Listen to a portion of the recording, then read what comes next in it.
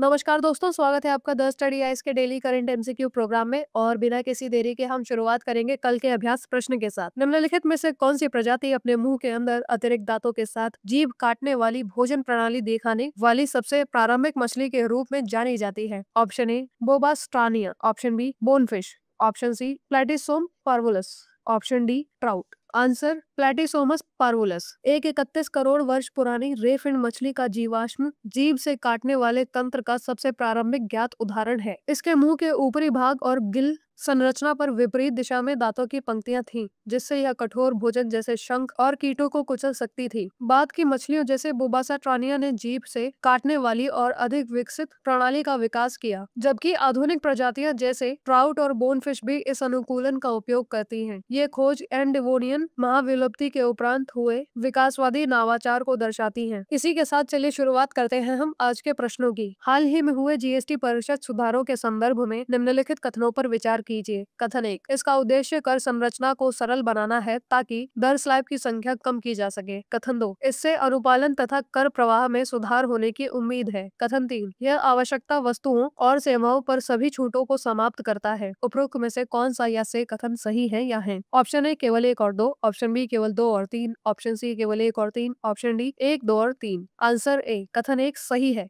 GST परिषद ने संरचना को द्विदर प्रणाली में बदल दिया है। साथ ही विलासिता वस्तुओं पर 40% विशेष दर रखी गई है। कथन 2 सही है। अधिकारियों ने कहा है कि इस युक्तिकरण से कर प्रवाह और अनुपालन बेहतर होगा। कथन 3 गलत है। रोटी, जीवन बीमा, स्वास्थ्य बीमा और जीवन रक्षक दवाओं जैसी आवश्यक वस्तुओं पर 0% कर लगाया गया है, अर्थात इन सभी पर छूट बनी रहेगी। भारत में कोलोजियम प्रणाली के संदर्भ में निम्नलिखित कथनों पर विचार कीजिए। कथन 1, इसे द्वितीय न्यायाधीश मामले में न्यायिक व्याख्या द्वारा बनाया गया था। कथन 2, ये उच्च न्यायपालिका में नियुक्तियों में कार्यपालिका को प्राथमिकता देता है। कथन 3, भारतीय संविधान में कहीं भी इसका उल्लेख नहीं है। उपरोक्त कथनों में से कितने सही हैं? ऑप्शन ए केवल 1, ऑप्शन बी केवल 2, ऑप्शन सी सभी 3, ऑप्शन डी कोई नहीं। आंसर बी कथन 1 सही है। कॉलेजियम का गठन द्वितीय न्यायाधीश मामले में किया गया था और तृतीय न्यायाधीश मामले में इसका सशक्तिकरण हुआ। कथन 2 गलत है। यह नियुक्तियों में कार्यपालिका नहीं बल्कि न्यायपालिका को प्रधानता देता है। कथन 3 सही है। कॉलेजियम शब्द का संविधान में कहीं भी उल्लेख नहीं है। ये न्यायालय द्वारा निर्मित विधि है। भारतीय बंदरगाह विधेयक 2025 और संबंधित समुद्री कानूनों के संदर्भ में निम्नलिखित कथनों पर विचार कीजिए। कथन 1, समुद्री राज्य विकास परिषद केंद्र सरकार को राज्य की समुद्री नीतियों को निर्देशित करने की शक्ति प्रदान करती है। कथन 2, व्यापारी जहाजरानी अधिनियम 2025 भारतीय ध्वज वाले जहाजों में आंशिक विदेशी स्वामित्व की अनुमति देता है। कथन 3, तटीय जहाजरानी अधिनियम 2025 सभी तटीय व्यापार को बिना किसी अपवाद के केवल भारतीय ध्वज वाले जहाजों तक सीमित रखता है। कथन 4, भारतीय बंदरगाह विधेयक 2025 बंदरगाह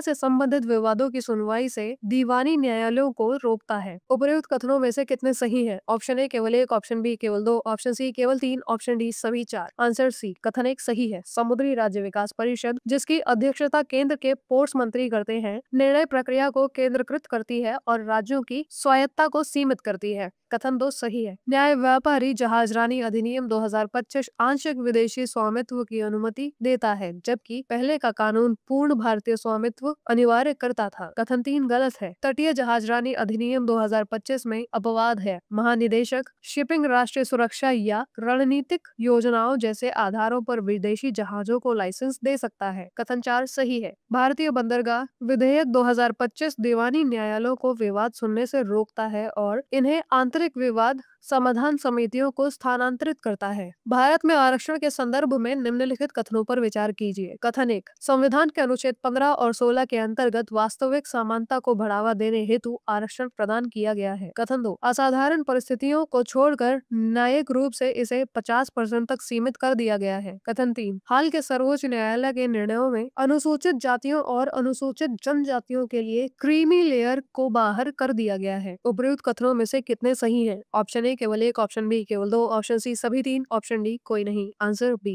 कथन 1 सही है। अनुच्छेद 15 क्लॉज 4, 15 क्लॉज 5 और 16 क्लॉज क्लॉज 4 राज्य को अन्य पिछड़ा वर्ग, अनुसूचित जाति और अनुसूचित जनजाति के लिए आरक्षण प्रदान करने की अनुमति देता है, ताकि केवल औपचारिक समानता नहीं बल्कि वास्तविक समानता प्राप्त की जा सके। कथन 2 गलत है। सर्वोच्च न्यायालय ने बालाजी और इंदिरा साहनी वाद में निर्णय दिया था कि सामान्यतः आरक्षण 50% से अधिक नहीं होना चाहिए, हालांकि असाधारण परिस्थितियों में इसे अधिक भी हो सकता है। कथन 3 गलत है। क्रीमी लेयर सिद्धांत केवल ओबीसी आरक्षण पर लागू होता है, एससी और एसटी पर नहीं। हाल ही में दविंदर सिंह वाद में पुनर्विचार का सुझाव दिया गया था, लेकिन केंद्र सरकार ने फिर से पुष्टि की कि क्रीमी लेयर एससी और एसटी पर लागू नहीं होता है। निम्नलिखित में से कौन सा क्वांटम कंप्यूटर में रव के विरुद्ध टोपोलॉजिकल सुरक्षा प्रदान करने के लिए प्रस्तावित कण का सबसे अच्छा उदाहरण है? Option A boson, option B fermion, option C Majorana mode, option D photon. Answer C boson जैसे फोटोन वे सममित सांख्यिकी का पालन करते हैं। उन्हें बदलने से तरंग कार्य अपरिवर्तित रहता है, लेकिन वे स्वाभाविक रूप से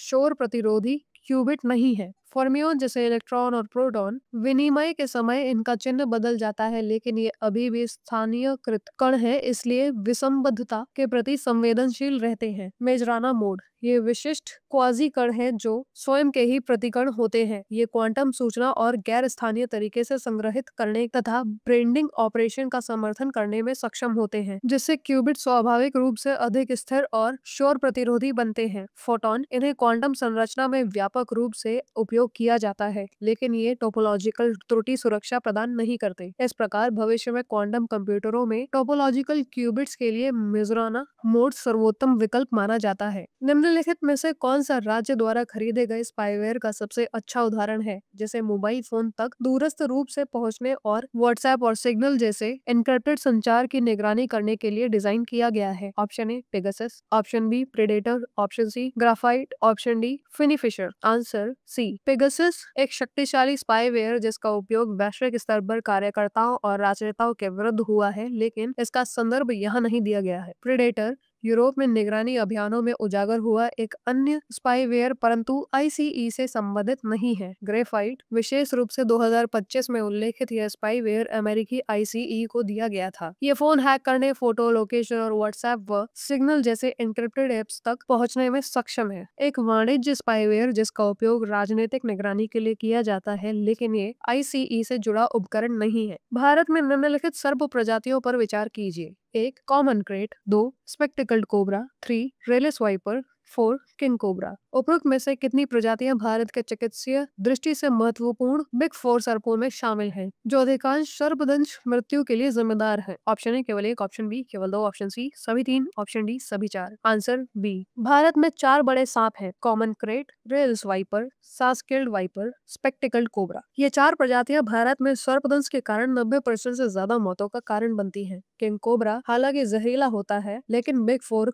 का भाग नहीं है, क्योंकि यह अन्य प्रजातियों की तुलना में कम ही काटता है। इस प्रकार दिए गए 4 में से 3 बिग 4 का भाग है। उत्तर कोरिया साइट संधि का पक्षकार नहीं है, फिर भी यह सीमा पर अवैध वन्यजीव व्यापार में संलग्न है। साइट समझौते का प्रशासन निम्नलिखित में से कौन करता है? ऑप्शन ए संयुक्त राष्ट्र पर्यावरण कार्यक्रम, ऑप्शन बी अंतर्राष्ट्रीय प्राकृतिक संरक्षण संघ, ऑप्शन सी विश्व वन्यजीव कोष, ऑप्शन डी संयुक्त राष्ट्र मादक पदार्थ एवं अपराध कार्यालय। आंसर ए वन्य जीव जंतुओं और वनस्पतियों की लुप्त प्राय प्रजातियों के अंतर्राष्ट्रीय व्यापार पर कन्वेंशन लुप्त प्राय प्रजातियों के अंतर्राष्ट्रीय व्यापार को नियंत्रित करता है। इस पर 1973 में हस्ताक्षर किए गए थे और ये 1975 में लागू हुआ। साइट्स का प्रशासन संयुक्त राष्ट्र पर्यावरण कार्यक्रम यानी यूएनईपी द्वारा स्विट्जरलैंड के जेनेवा स्थित अपने सचिवालय के माध्यम से किया जाता है। उत्तर कोरिया उन कुछ देशों में से एक है जो साइट्स का सदस्य नहीं है, जिससे चीन के साथ उसका सरकारी वन्यजीव व्यापार विशेष रूप से समस्याग्रस्त हो जाता है। हिमालय निर्माण पर हाल ही के अध्ययन के संदर्भ में निम्नलिखित कथनों पर विचार कीजिए। कथन 1, इससे पता चलता है कि हिमालय मुख्य रूप से लगभग 70 से 80 किलोमीटर द्वारा टिका हुआ है। कथन 2, ये एशियाई स्थलमंडल के नीचे भारतीय भूपट्टी की चिपचिपी परत के विचार को प्रस्तुत करता है। कथन 3, इसमें बताया गया है कि भारतीय भूपट्टी उत्थापन प्रदान करती है, जबकि एशियाई मेंटल उच्च स्थलाकृति को बनाए रखने के लिए मजबूती प्रदान करती है। उपरोक्त कथनों में से कितने सही हैं? ऑप्शन ए केवल 1, ऑप्शन बी केवल 2, ऑप्शन सी सभी 3, ऑप्शन डी कोई नहीं। आंसर बी कथन ए गलत है। ये एमिल ऑर्गन का पुराना सिद्धांत था जिसे अब चुनौती दी जा रही है। नया अध्ययन अत्यधिक सघन भूपट्टी की इस सरल अवधारणा विचार को खारिज करता है। कथन 2 सही है। नए मॉडल में भारतीय क्रस्ट के एशियाई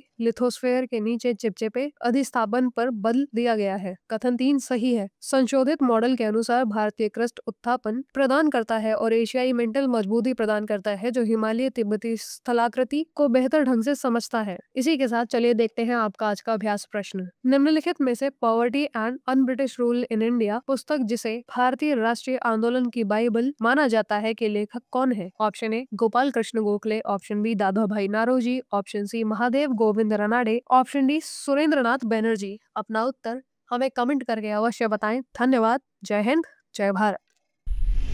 डियर स्टूडेंट्स, हमारे चैनल को लाइक, शेयर, सब्सक्राइब करें और अपनी तैयारी को और बेहतर बनाएं।